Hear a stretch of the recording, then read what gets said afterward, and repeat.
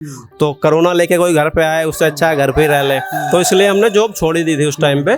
और उसके बाद ये स्टार्ट किया था। देसी पोल्ट्री फार्मिंग में सबसे जो इम्पोर्टेंट चीज़ है वो है आपकी मार्केटिंग कैसी है। आप तब भी समस्या आई थी, अंडा मैं बेच नहीं पाया था, तो तब मुझे कुछ अंडा एक दो बार फेंकना पड़ा। तो मैंने वही किया कि अपनी खुद की मशीनें बनाई, और मैंने लगभग 3 से 4 मशीनें भी तैयार करके इस टाइम पे मेरी चल रही है 24 आवर्स। जय जवान जय किसान दोस्तों, आप सभी का स्वागत है हमारे YouTube channel salute to farmer पर। दोस्तों आज हम पहुंचे हैं विपिन चौधरी जी के यहाँ पर, जिन्होंने लॉकडाउन से बाद अपने इस फार्म की शुरुआत करी। आइए जानते हैं इनके फार्म के बारे में और आपको कराते हैं इनके फार्म का एक छोटा सा टूर।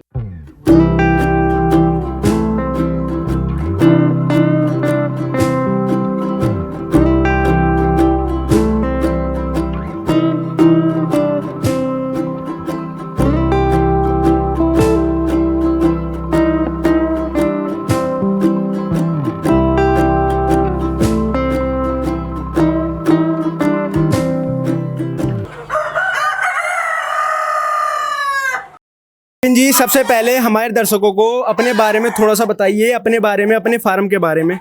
सबसे पहले तो सैल्यूट टू फार्मर देख रहे सभी किसान भाइयों को नमस्कार। मेरा नाम विपिन चौधरी, ग्राम एरोला, पोस्ट बास्टा, डिस्ट्रिक्ट बिजनौर। और मैंने ये फार्म शुरू किया है बेसिकली लॉकडाउन के बाद। पहले हमने क्या था, एक पार्टनरशिप में गांव का एक लड़का था हमारा, तो उसके साथ पार्टनरशिप में कच्चा फार्म बनाया था, कच्चे फार्म के साथ स्टार्ट किया था। लेकिन बीच में बाद में होता है जी, पार्टनरशिप में एक बंदा रेडी है एक नहीं है रेडी, तो उसने मना कर दिया, इच्छा नहीं थी उसकी करने की। तो फिर मैंने उसके बाद ये खुद ही डिसाइड किया, और ये पक्का फार्म लगभग 2.5 लाख मेरा इसमें खर्चा हुआ, तो ये मैंने पक्का फार्म उसके बाद शुरू किया। आप इस फार्म से पहले क्या करते थे?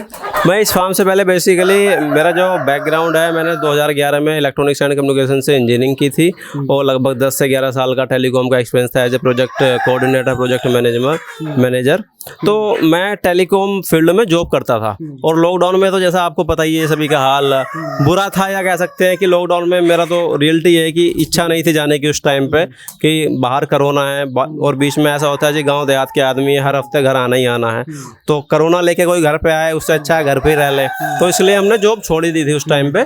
और उसके बाद ये स्टार्ट किया था। इस टाइम आपके पास मुर्गों की कौन सी ब्रीड है?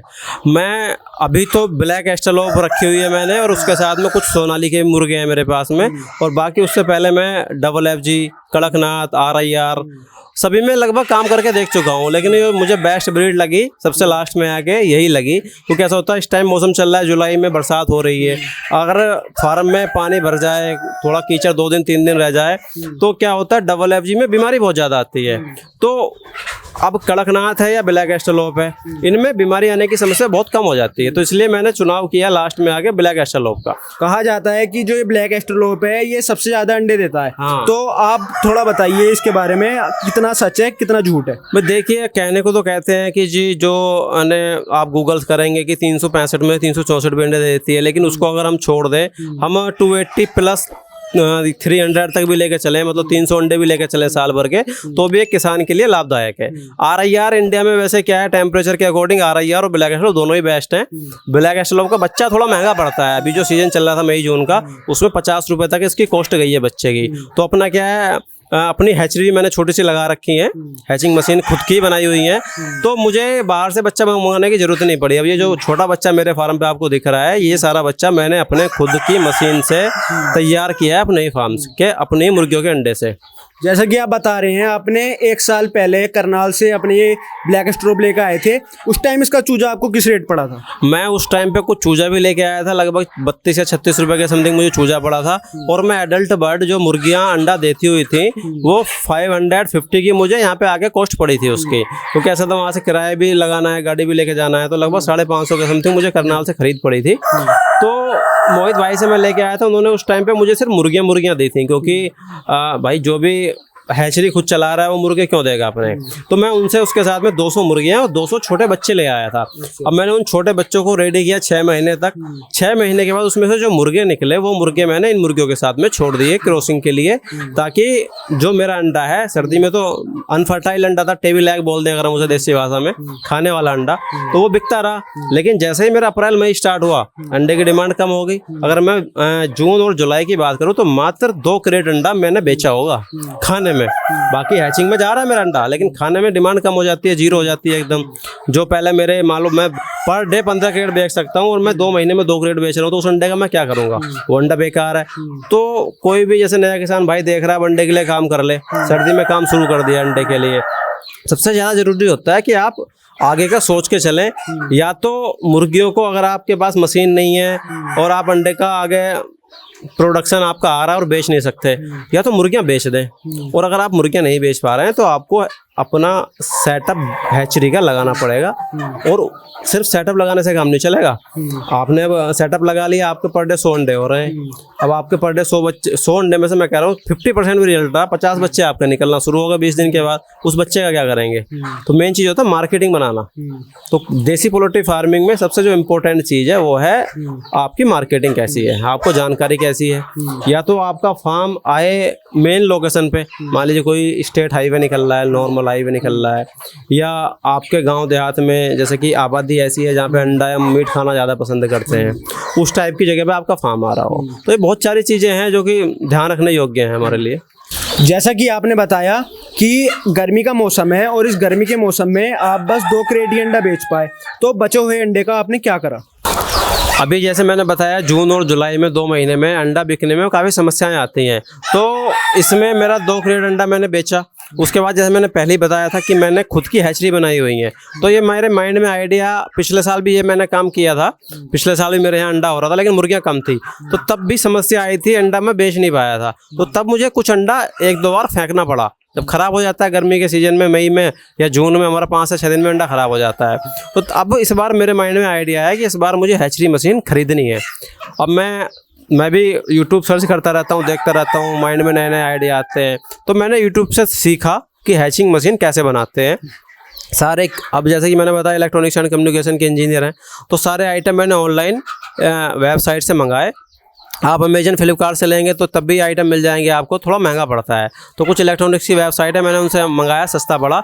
और मैंने अपनी मात्र 1500 से 2000 रुपये में हैचिंग मशीन घर पे तैयार कर ली। लेकिन उस मशीन में क्या था, वो मीटर मैंने लगाया था, कंट्रोलर आता है इसमें W1209, सस्ता वाला लगाया। तो वो बीच में 1 महीना तो उसने अंडे से बच्चा निकाला पहली बार में। दूसरी बार में रात में उसका अचानक से रिले हमारी फेल हो गई। तो फिर मैंने कोशिश की कि इस मीटर को मैं बदलता हूँ, और अगली बार मैंने कुछ महंगा वाला मीटर, उसमें कंट्रोलर आता है M452, M452, जो नए किसान भाई देख रहे हैं उनके लिए बता दूं। तो मैंने वही किया कि अपनी खुद की मशीनें बनाई, और मैंने लगभग 3 से 4 मशीनें भी तैयार करके इस टाइम पे मेरी चल रही है 24 आवर्स। मतलब ऐसा है कि मेरी मशीन को 10 मिनट भी फुर्सत नहीं मिलती है। 21वें दिन अंडा निकला, अंडे से चूजा निकला, मैंने मशीन को साफ़ किया, तुरंत मैंने उसमें दोबारा से अंडा भर दिया। वो गर्मी का मौसम है, अंडा खाने में बिकता नहीं है, अंडा मैं बेकार करना चाहता नहीं, और मैंने एक भी अंडा भी बेकार नहीं किया है। सारे अंडों से मैं अपने चूजे निकाल रहा हूँ। और जैसे मैंने पहले बताया 2 से 2.5 साल हो गए इस काम को करते हुए। तो चूजों की डिमांड तो ब्लैक एस्ट्रोलोप की वैसे ही रहती है, और अभी अक्टूबर नवंबर आने दीजिए आप, तो ब्लैक एस्ट्रोलोप आ रही है अंडे के लिए, तो लोग बाग ढूंढते हैं कि कहाँ पे मिलेगा। विपिन जी, जैसे कि हम देख रहे हैं आपने ये अपने फार्म में 4 सेक्शन बना रखे हैं, तो इसका क्या उद्देश्य है? जब मैंने स्टार्टिंग में कच्चा फार्म हमने स्टार्ट किया था, तो उसमें बड़ी समस्या आई थी। हमारे फार्म पर रानीखेत बीमारी आ गई थी, और कुछ हमारे पास कड़कनाथ बच्चा था, बाकी हमने सारा FFG पाला था। तो ये समस्या हमारे वहाँ पे फार्म पे आई थी। FFG में जो बीमारी आई, हम कड़कनाथ को बचा नहीं पाए, कड़कनाथ में वो बीमारी फैल गई। उस फार्म से सीख के हमने क्या किया, इस बार जब फार्म बनाया तो पहले ही दिमाग में था कि इस बार ऐसा करना है कि अगर हमारे पास 3 नस्ल का बच्चा है तो उसको अलग अलग पोर्शन में रखना है। फिर ये जो दीवार हम देख रहे हैं, ये मैंने लगभग 3 से 3.5 फीट की ऊंची बनाई है। एक बच्चे में अगर बीमारी है तो बच्चा दूसरी तरफ नहीं जा पाएगा, और उस दीवार के ऊपर भी मैंने इसको जाली से कवर कर दिया है, ताकि बच्चा कूद के भी दूसरी तरफ ना पहुंच पाए। तो इसका उद्देश्य यही था कि मेरे 4 से 5 पोर्शन में मैंने इसको बांट दिया। अब मेरे यहाँ पे क्या है, 2 महीने वाला बच्चा इस फार्म, जहाँ पे हम खड़े हुए, इसमें 2 महीने वाला ब्लैक एस्ट्रोलोप हमारा है। अगले पोर्शन में मैं जाता हूँ तो इसमें मेरी जो मुर्गियाँ अंडा दे रही हैं ब्लैक एस्ट्रोलोप की, वो है।